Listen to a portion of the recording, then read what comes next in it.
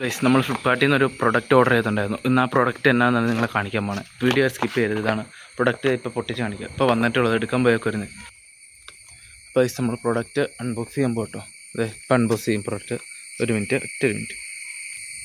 Guys, നമ്മുടെ product ഇതാണ്. നമ്മൾ ഫ്ലിപ്കാർട്ടിൽ നിന്ന് ഓർഡർ ചെയ്തത്. ഇപ്പോൾ കുറച്ച് കാലമായിട്ട് എല്ലാവരും മുടിയുടെ കാര്യങ്ങൾ ഈ ഡെർമാറോൾ എന്ന് പറഞ്ഞൊരു സാധനം യൂസ് ചെയ്ത് കഴിഞ്ഞാൽ മുടിയുടെ ഗ്രോ അപ്പ് കൂടുമെന്നല്ലേ പറയുന്നത്. അപ്പോൾ നമ്മളതാണ് ഓർഡർ ചെയ്തിരിക്കുന്നത്. ഇത് ഡെർമാറോൾ സ്കൈപ്പ്. ഇതാണ് സാധനം.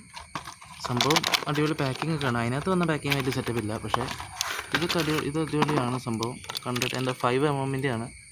ജസ്റ്റ് എന്തോ മുള്ളാണ് ഉള്ളത്. എന്തോ ഒരു മുള്ളാണ് അതിനകത്തുള്ളത്. സംഭവം കാണത്തില്ല. അത് ഇച്ചിരി നല്ല വേനാണ് ഗൈസ്. ഇച്ചിരി കട്ടി കൂടി എന്തോ തരം മുള്ളാണ്.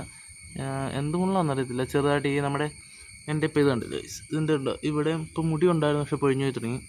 ഇനി ഇവിടെ മുടി പൊഴിഞ്ഞു പോയി തുടങ്ങി. ഇപ്പോൾ ഇതിങ്ങനെയാണ് ഇപ്പോൾ ഇരിക്കുന്നത്. അപ്പോൾ അതൊന്ന് ശരിയാക്കാമെന്ന് ഓർത്തുകൊണ്ടാണ് ഇത് മേടിച്ചത്. അപ്പോൾ ഇതിനകത്ത് അവർ എഴുതിയേക്കുന്നത് എന്തൊക്കെയാണെന്ന് ചോദിച്ചു കഴിഞ്ഞാൽ,